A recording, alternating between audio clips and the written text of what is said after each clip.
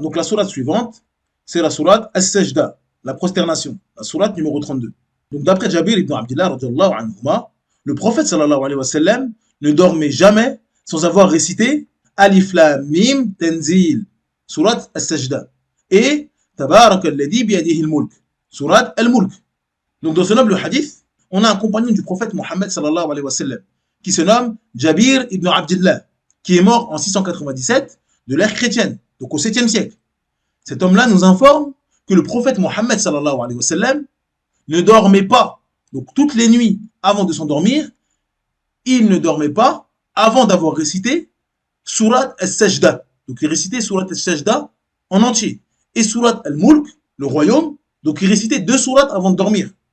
Il ne dormait pas avant d'avoir récité ces 2 sourates du Coran.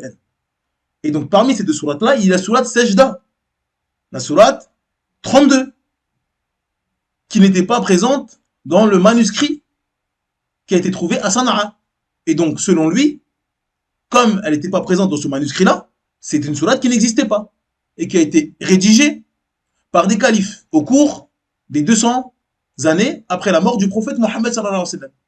Donc ma question est la suivante. Comment le prophète Mohammed sallallahu alayhi wa sallam récitait la sourate en entier qui commence par Alif Lam Mim Tanzil? Comment il faisait pour réciter une sourate entière qui n'est pas censée exister? D'après Ibn Abbas, radiyallahu anhuma, le prophète sallallahu alayhi wa sallam récitait lors de la prière de l'aube, le jour du vendredi, Alif Lam Mim Tanzil, sourate As-Sajda, et Hal ata ala al-insani hinum min ad-dahr, sourate Al-Insan. Donc là, on a Ibn Abbas, qui est le cousin du prophète Mohammed sallallahu alayhi wa sallam, et qui est mort en 687 de l'ère chrétienne, donc au 7e siècle. Il nous informe que le prophète sallallahu alayhi wa sallam avait l'habitude, donc ça revenait souvent, de réciter Surat As-Sajda, donc sourate qui n'est pas censée exister.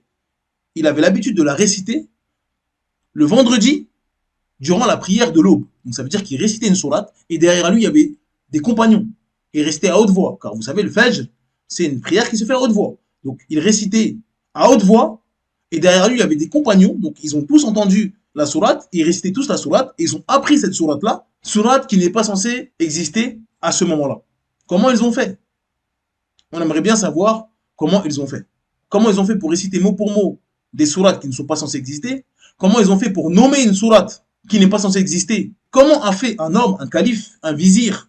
Donc il a écrit, selon les propos de cette vidéo, il a écrit une sourate qui n'existait pas. Et donc il a inventé des mots, des paroles, et il a donné un nom à une sourate qui n'est pas censée exister. Donc c'est dans son imagination.